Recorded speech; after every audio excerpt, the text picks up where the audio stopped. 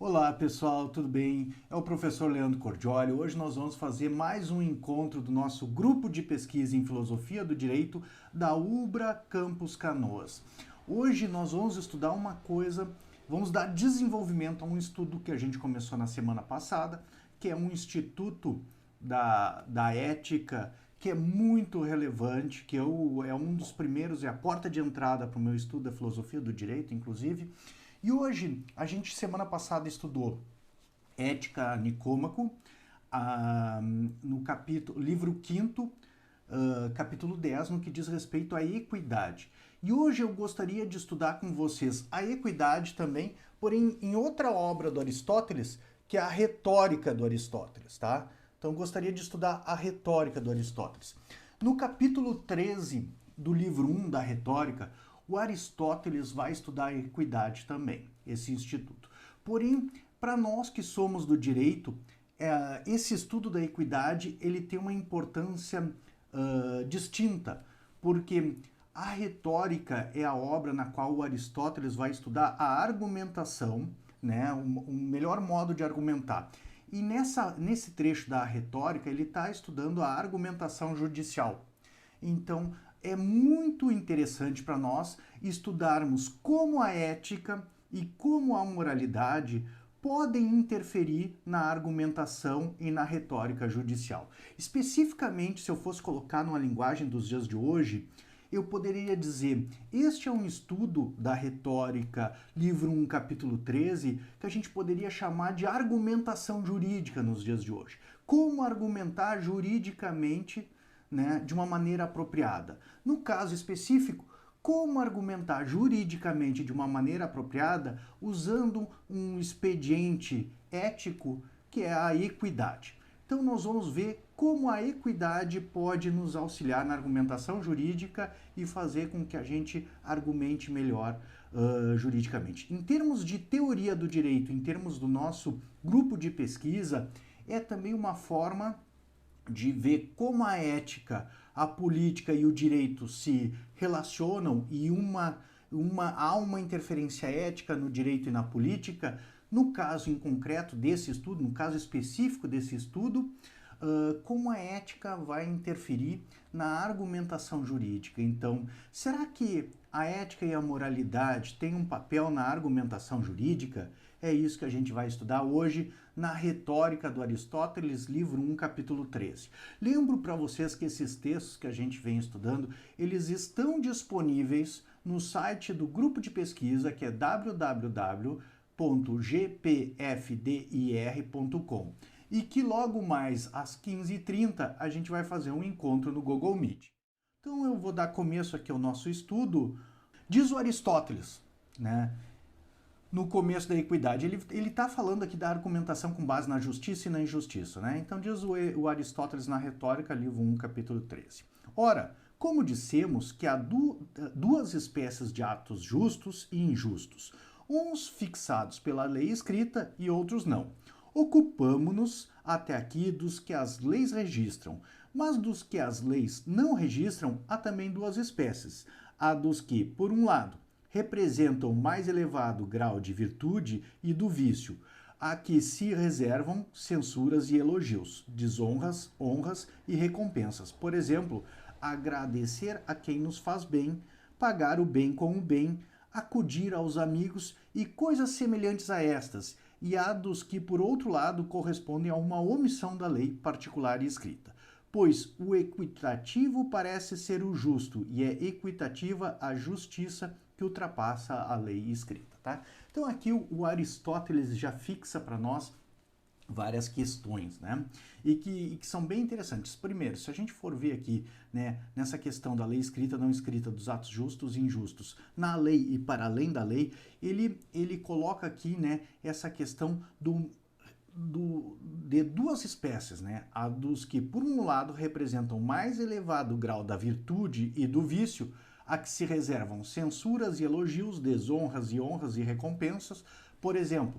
Então, aqui ele está apontando, né, uma das formas, talvez, com que o direito pode interferir na formação ética das pessoas.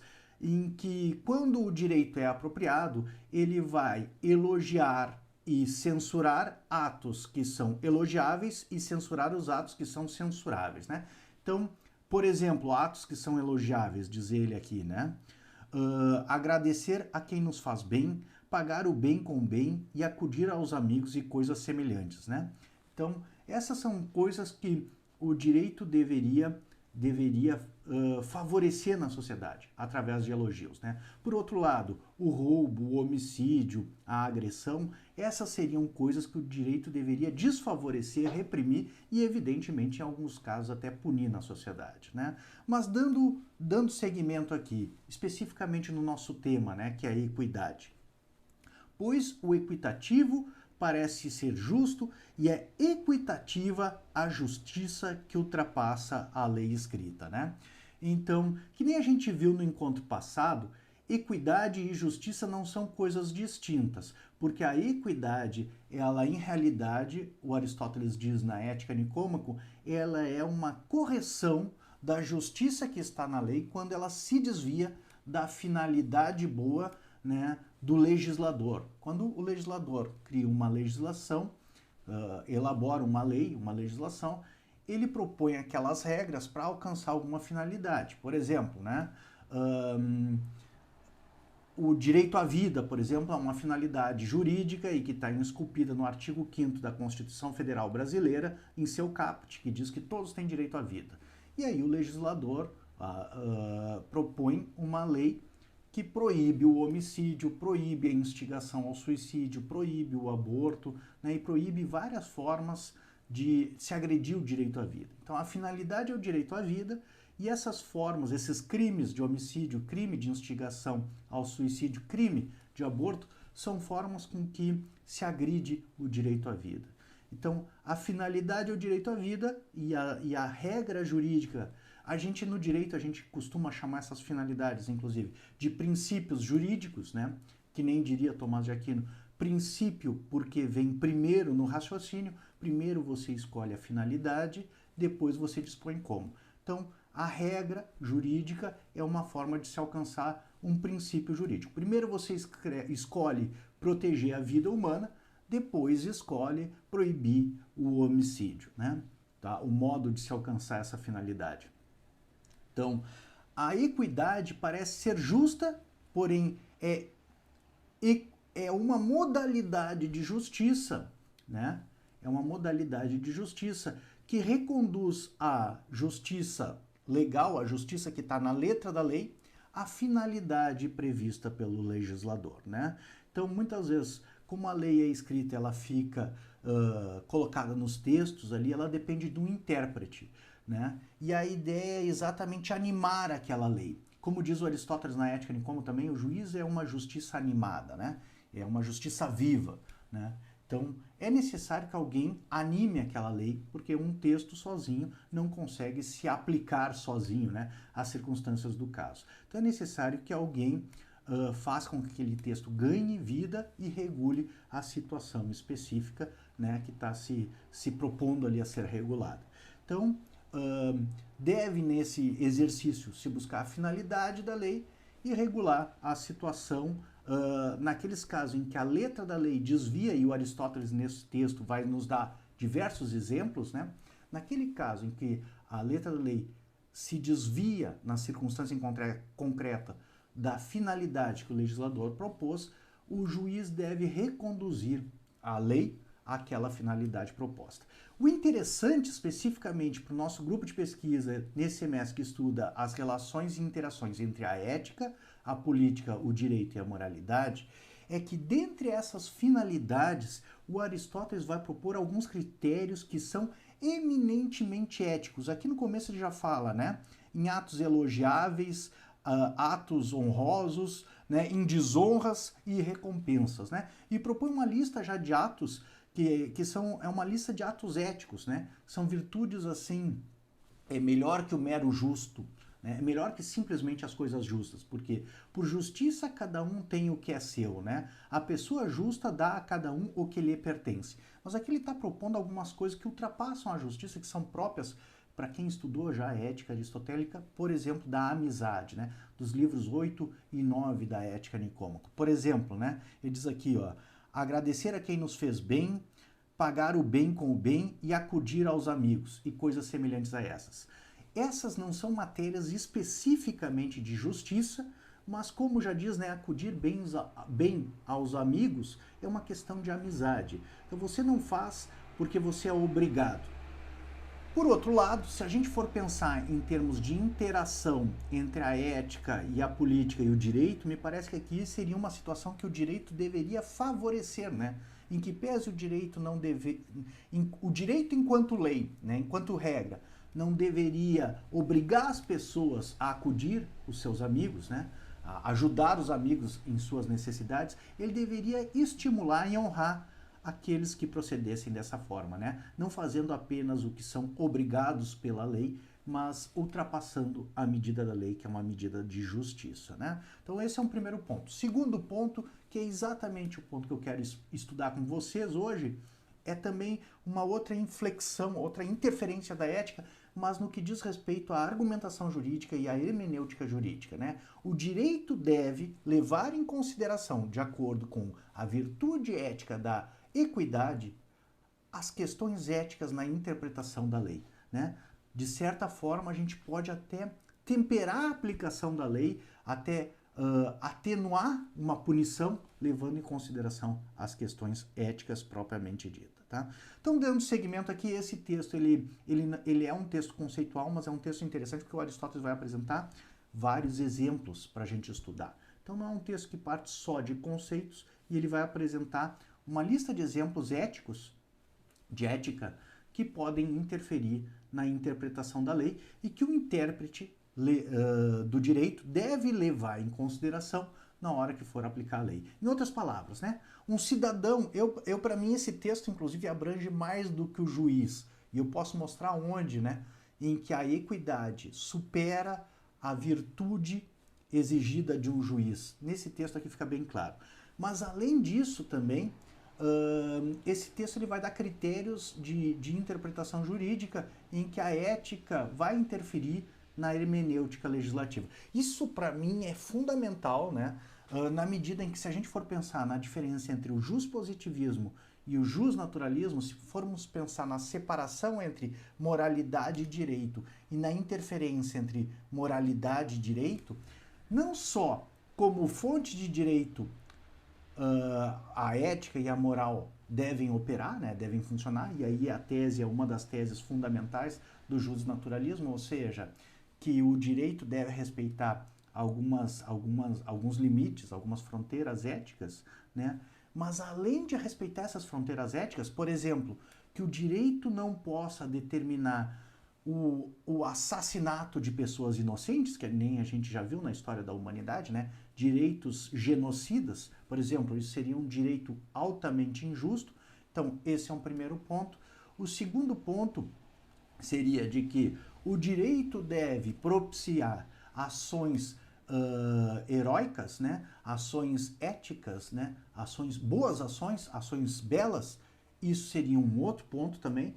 Mas um terceiro ponto que interferiria também a ética e a moralidade no direito seria essa questão de interpretar o direito de uma maneira ética. Então, essa é uma possibilidade de inter-relação entre ética, moralidade, direito e política que ultrapassa, por exemplo, né, os juspositivistas dos dias de hoje, né? Os conceitos jurídicos que separam radicalmente a questão da ética, moralidade e justiça do que seja direito. Então aqui temos 3 posições. Bom, vamos ver então como interpretar o direito de uma maneira ética de acordo com Aristóteles, em sua retórica. Ora, esta omissão umas vezes acontece contra a vontade dos legisladores e outras por sua vontade. contra a vontade dos legisladores quando o caso lhes passa desapercebido, e por sua vontade quando o não podem definir a rigor, mas se veem na necessidade de empregar uma fórmula geral que, não sendo universal, é válida para a maioria dos casos. Que nem a gente viu no nosso último encontro que a gente falou sobre equidade na Ética Nicômaco, livro 5º de Aristóteles. A lei, ela tem uma natureza de regular as ações humanas. Por isso ela deve regular aquilo que ocorre normalmente, né? Não o que ocorre sempre.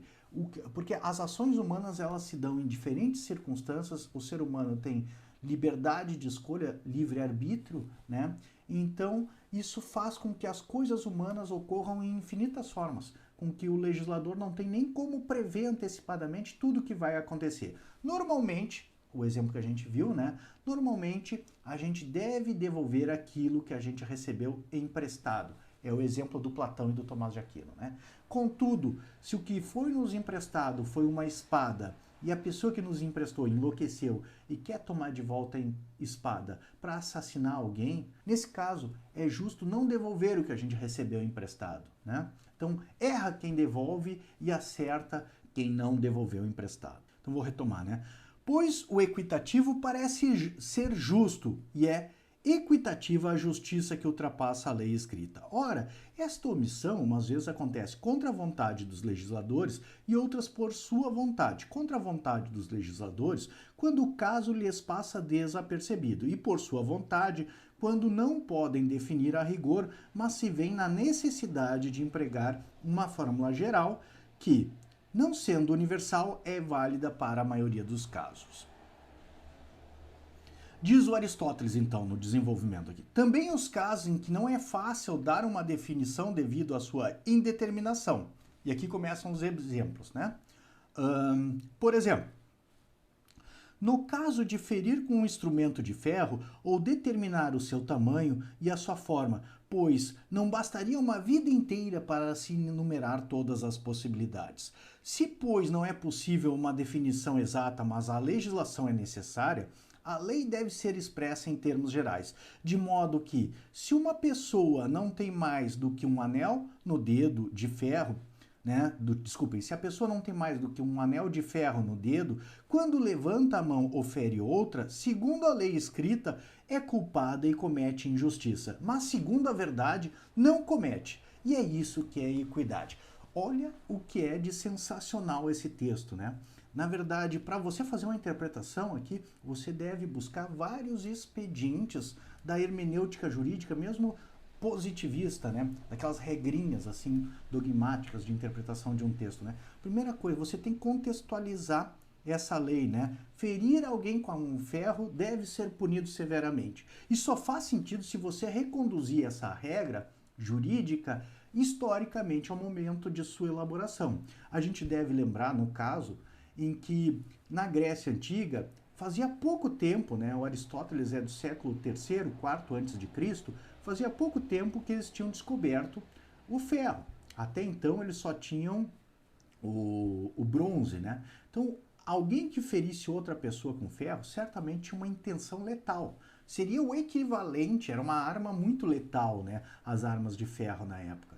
Então, seria o equivalente hoje em dia a alguém que desferisse disparos de arma de fogo em direção à cabeça, ao tórax de outra pessoa. Ou seja, alguém que ferisse a outra pessoa com ferro queria matar essa pessoa, não queria simplesmente agredir, né? Então, você reconduzindo a esse momento da elaboração da lei, você pode tomar aqui a finalidade do legislador, mas claramente que não é uma finalidade meramente caprichosa.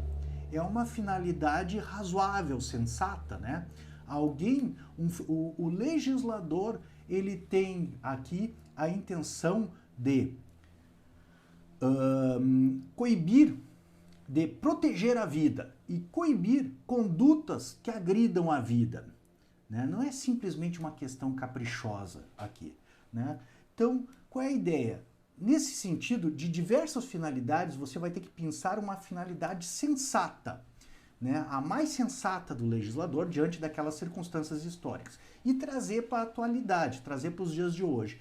E reconduzir a letra da lei nessas circunstâncias a uma finalidade sensata do legislador e fazer com que, como se o legislador tivesse ali ao teu lado, para te dizer como você deveria preencher aquela lacuna legislativa que se apresenta diante dessas circunstâncias de impossível previsão antes mesmo delas acontecerem, né?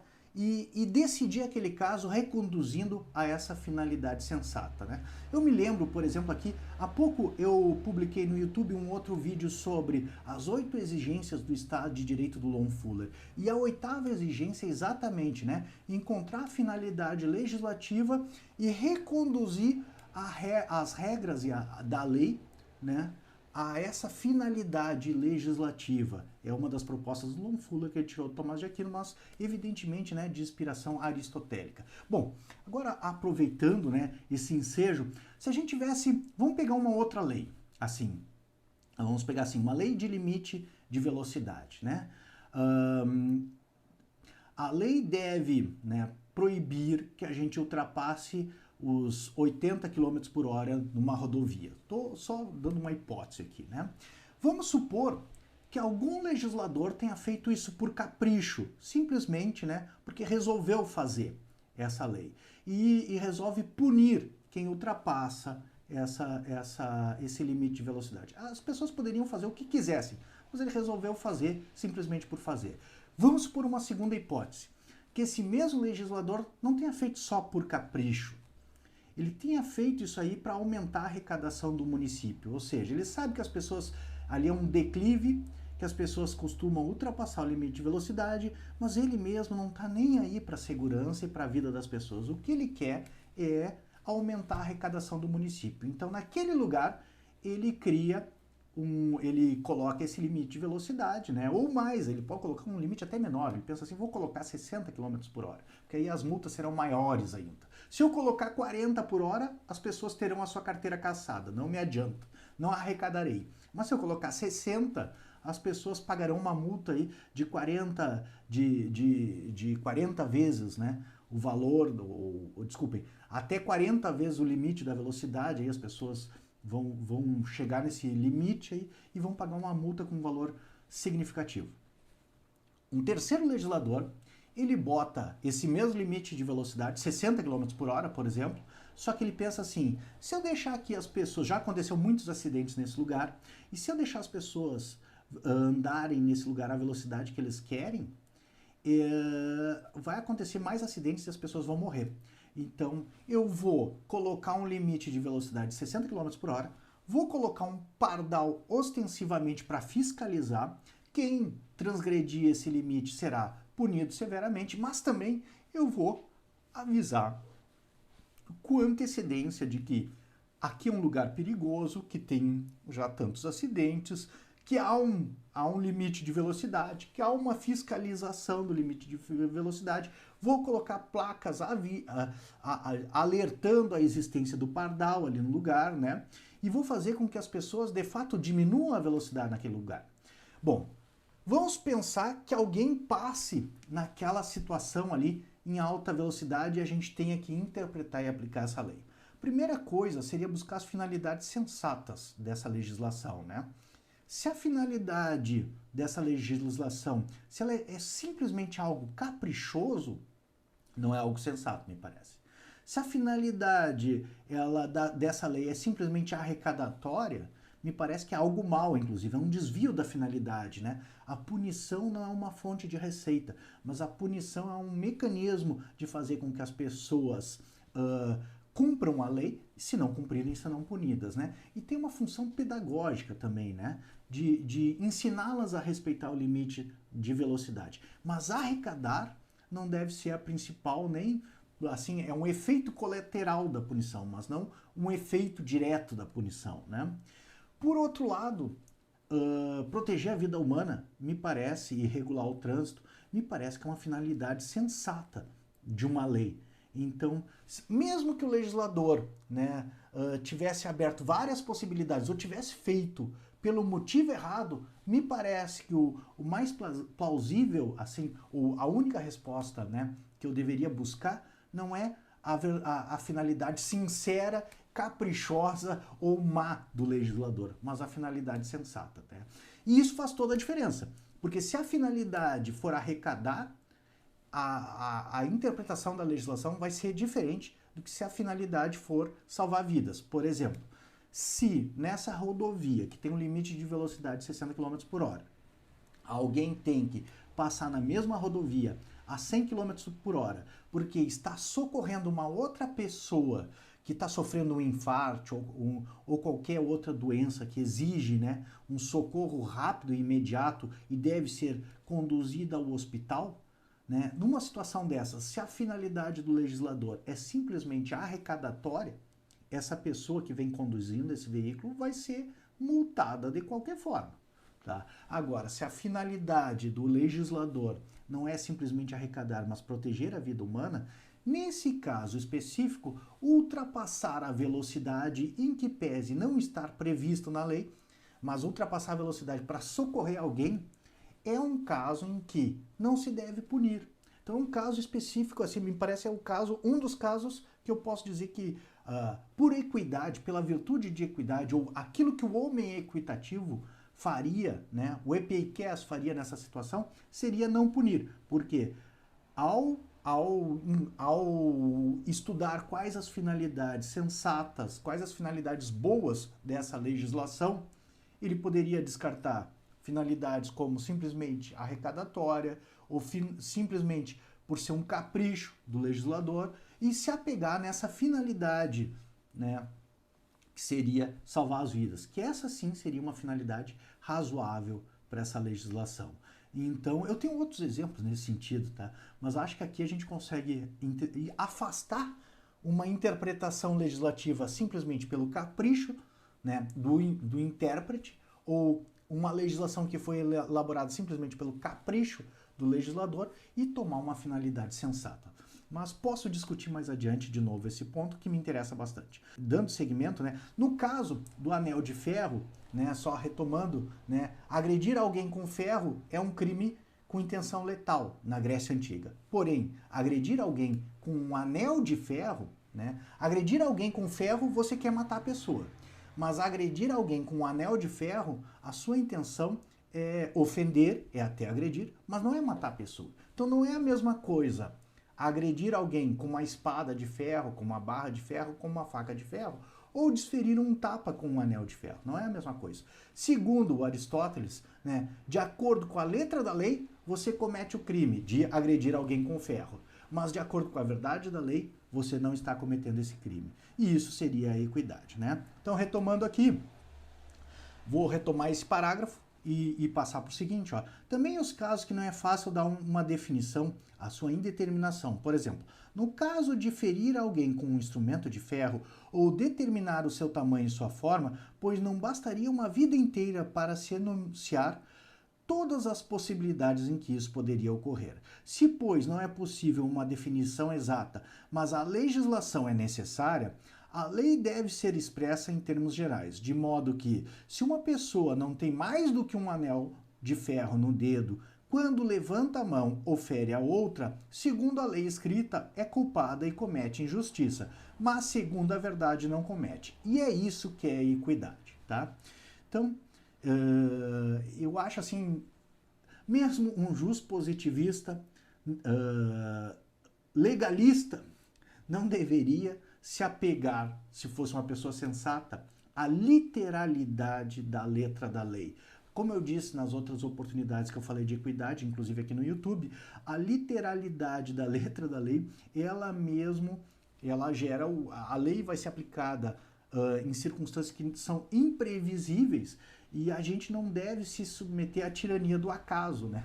Como tu não sabe em que circunstância a lei vai ser submetida, vai ser aplicada e as pessoas terão que se submeter a essa lei, as pessoas podem ser tiranas, os governantes e os governos podem ser tiranos, mas o acaso pode nos tiranizar. E a ideia da equidade, nesse sentido específico, é reconduzir a letra da lei à sua verdade, porque nessas circunstâncias pode falhar. Tá? Por exemplo, né, a questão do anel de ferro não é um crime letal. Ou ultrapassar o limite de velocidade, quando você está salvando alguém, não é colocar em risco a vida humana, é salvar a vida humana.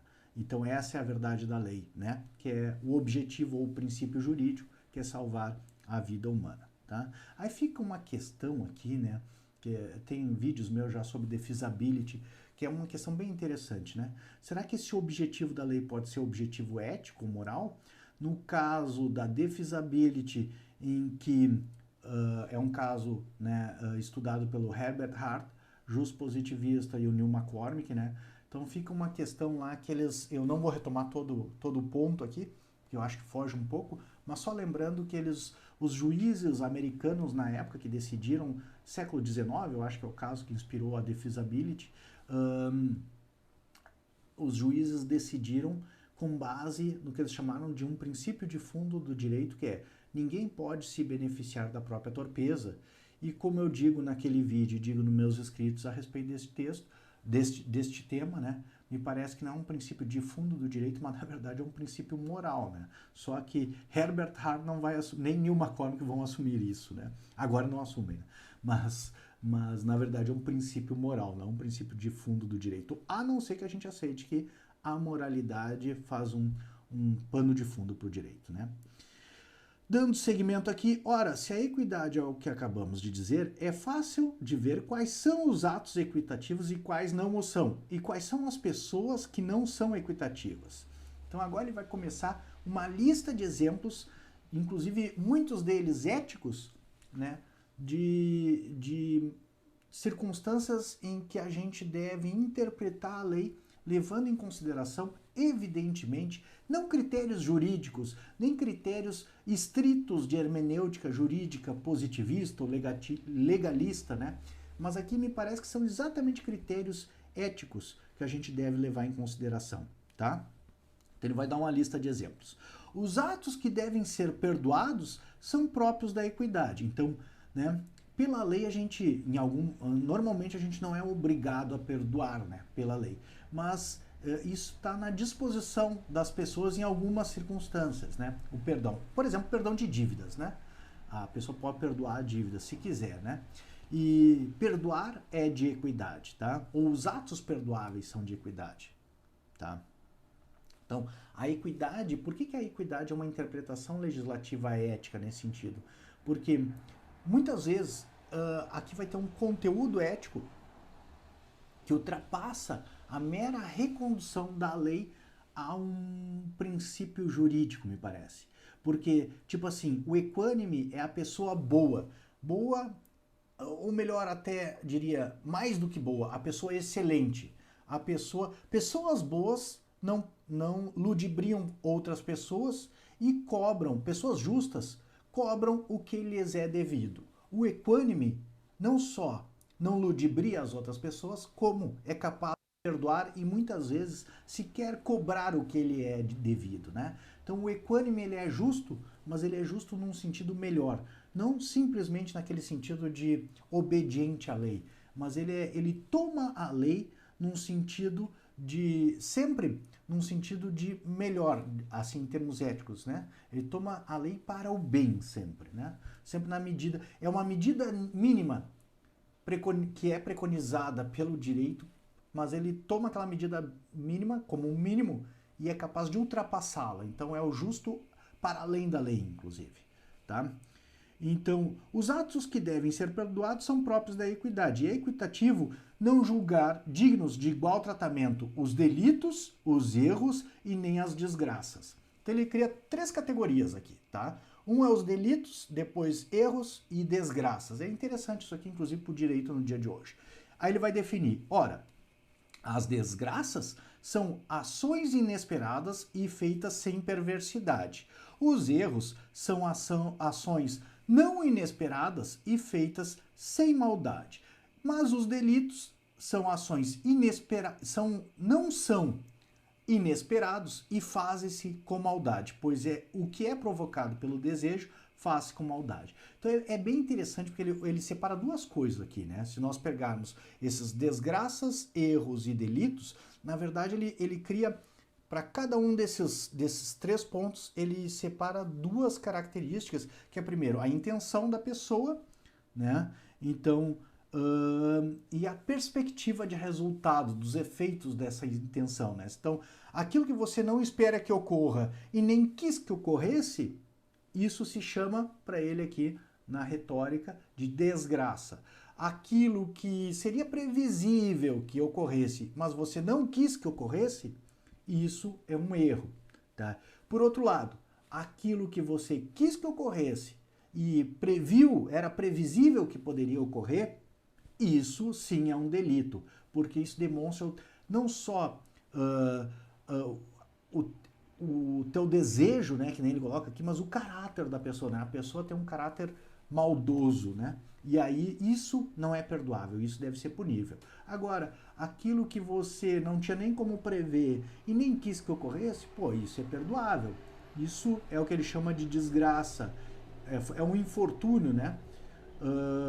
E aí você não teria como prever que isso poderia ocorrer e ao mesmo tempo não teria, né, como não intencionou que isso ocorresse. Esse seria uma questão perdoável. Trazendo, né, para o nosso campo de estudo aqui do grupo de pesquisa, que é a relação entre ética, política, direito e justiça, né, fica de modo bem interessante. Se o equânime é aquele que perdoa, ele deve ser capaz de perdoar aquelas pessoas que têm um caráter bom, mas que se envolveram numa desgraça, né? Se envolveram em algo que elas não intencionaram e nem teriam como prever que poderia ocorrer. E esse seria um caso de perdão. Ainda que a lei punisse essa pessoa, ainda que a lei obrigasse essa pessoa a lhe indenizar, nessa circunstância, você, se fosse uma pessoa equânime ou estivesse interpretando a lei, deveria perdoar aquela pessoa que ficou, né, que incorreu nessa falta, né, numa desgraça, tá? E ele segue, agora os exemplos ficam para mim, né, em termos de estudar a relação entre ética e direito, mais interessantes ainda. É igualmente próprio da equidade perdoar as falhas humanas, ou seja, a pessoa equânime que possui a justiça, a virtude da justiça num grau excelente, é aquela que é capaz também de perdoar as falhas humanas. Tá? Também olhar não para a lei, mas para o legislador, não para a palavra, mas para a intenção do legislador, é de equidade, né? Como eu disse, a gente deve olhar não para as palavras, mas para a intenção do legislador. Na linguagem, né, hermenêutica dos dias de hoje, né, olhar para os princípios jurídicos, as finalidades da lei, não apenas para a regra que está ali esculpida, né? Não para a ação em si, diz o Aristóteles, mas para a intenção da pessoa, né? Muitas vezes pode ser uma ação desastrosa, né? Que nem ele categorizou aqui, desgraça, erro e delito, né? Pode ser uma desgraça ou um erro, né? E as consequências podem ser desastrosas, porém a pessoa não tinha intenção e nem tinha como prever que aquilo ia acontecer. E o equânime seria aquele que perdoaria, seja uma indenização, seja um crime, atenuaria a pena numa circunstância dessa, né? Dessas em que a pessoa não tinha como prever e nem tinha intenção. Aí ele diz, não olhar para a parte, mas para o todo. Não para uma pessoa como a pessoa é agora, mas para o que ela sempre foi ou tem geralmente sido, né? Então você vai olhar o caráter dela, né? Pô, essa pessoa sempre foi uma pessoa boa, né? Agora ela cometeu um erro.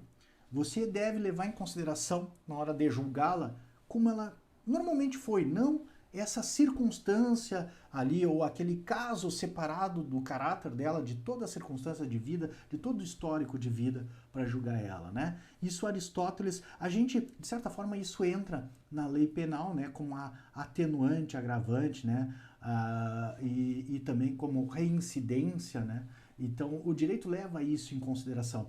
Mas isso, se a gente for pensar, é interessante porque é exatamente a questão ética do caráter da pessoa incidindo na hermenêutica jurídica. Então, a hermenêutica jurídica, se a gente for pensar em termos, né, de relação entre ética e direito e justiça e direito, não só a lei natural pode ser uma fronteira para aquilo que o direito é feito, nem só, né, a gente deve pensar nessa questão da formação ética através do direito, mas também na interpretação ética do direito. Então, essa é uma terceira dimensão dessa inter-relação entre ética e direito, que é um problema a ser enfrentado pelos juspositivistas e jusnaturalistas, tá? Ou seja, as pessoas que separam o direito e a ética e justiça como fenômenos distintos, por exemplo, o Kelsen ou Hart, ou pessoas que consideram que ética e justiça têm alguma conexão com o direito. Por exemplo, né, nos dias de hoje, John Finnes. E eu mesmo desenvolvo meu trabalho na esteira de encontrar essas inter-relações, que é o que a gente vem pesquisando no grupo de pesquisa este semestre, né? Já faz algum tempo. Bom, dando seguimento aqui, não olhar para a ação em si, mas para a intenção, não para a parte, mas para o todo, não para uma pessoa que é agora, mas para o que ela sempre foi ou geralmente tem sido. Também lembrar-nos mais do bem do que do mal que nos foi feito e dos benefícios recebidos mais do que dos concedidos. Também suportar a injustiça sofrida. Que nem eu já disse, né, eu coloquei isso em alguns escritos, por exemplo, um texto que está disponível aí online, formato digital, se vocês colocarem no Google podem encontrar. Quando eu disponibilizar esse vídeo no YouTube, eu vou colocar no link da descrição, A Virtude da Justiça. Ou mesmo eu tenho um que é Redescobrindo a Equidade na Gramática dos Direitos, que é sobre a defeasibility, né? Esse ponto aqui é um ponto que eu considero em que a virtude da equidade, que normalmente as pessoas dizem que é uma virtude exigível de um juiz de direito, né? Os juízes deveriam ser equânimes, porque é uma virtude ligada à interpretação do direito. Aqui mostra assim claramente como é uma virtude ética que ultrapassa muito mais do que aquilo que é exigível de um juiz de direito. Para mim, o que ele está desenhando aqui é a virtude de uma pessoa excelente, de um cidadão excelente. Mas você não poderia exigir de um juiz de direito, por exemplo, que ele fosse lembrar-se muito mais dos bens do que dos males que havia sido feito a ele, ou dos benefícios que ele recebeu das partes, né? Dos benefícios que ele concedeu às partes. E também suportasse a injustiça sofrida. Bom, suportar a injustiça sofrida, eu que advoguei em direito de família já vi juízes terem que suportar injustiças praticadas, né, pelas partes que eu assessorava ali em audiências, né? Às vezes as partes perdiam a cabeça, porque a questão emocional era muito forte numa audiência de direito de família, né? Então os juízes deveriam separar as questões e julgar sem levar isso em consideração, né? Sem se envolver particularmente no caso. Mas é evidente para mim que o juiz não deve levar em consideração os benefícios que ele recebeu das partes, muito mais, né, levar em consideração mais os benefícios que ele recebeu do que os benefícios que ele fez às partes. Então, isso me parece muito mais exigível de cidadãos éticos do que pessoas, do que propriamente de pessoas que estão ocupando uma função de jurisdição, de juízes, né? Então, a virtude é um grau de justiça excelente, né? Que é muito mais do que simplesmente uma isenção. Na verdade, aqui a gente toma a lei não de maneira isenta, e eu não estou falando em acepção de pessoas, aqui em discriminação em razão de ser teu amigo ou ser teu inimigo, mas o que eu estou dizendo assim, a pessoa equânime é aquela que toma a lei pelo lado bom dela, né? Sempre pelo lado melhor possível, pelo modo mais sensato, tá? Então, dando seguimento aqui aos exemplos do Aristóteles também, desejar que a questão se resolva mais pela palavra do que pela ação, e ainda querer mais o recurso a uma arbitragem do que ao julgamento dos tribunais, pois o árbitro olha para a equidade, mas o juiz apenas para a lei. E por esta razão se inventou o árbitro, para que prevaleça a equidade. Fica deste modo definido o que respeita à equidade. Bom, com essas belíssimas palavras de Aristóteles, né, que fecham muito com a nossa situação atual, né, de quarentena, em que vai ser exigido e já está sendo exigido da gente, né, sermos muito mais do que pessoas apegadas aos nossos direitos e à lei, e que se haja algum conflito, socorrermos-nos, né, muito mais do árbitro né, de alguém, de um mediador, do que propriamente do Poder Judiciário, eu acho que a gente pode encerrar nosso encontro no Instagram, Facebook e essa live hoje e combinarmos de nos encontrarmos agora em seguida às 15h30 no Google Meet para a gente fazer uma discussão, né, um debate a respeito dessas questões que são sensacionais e são sugeridas pelo Aristóteles na sua Retórica, livro 1, capítulo 13. Então, um abração para todos vocês, cuidem-se, fiquem em casa, né? Um abração. Vejo vocês em seguidinha no Google Meet.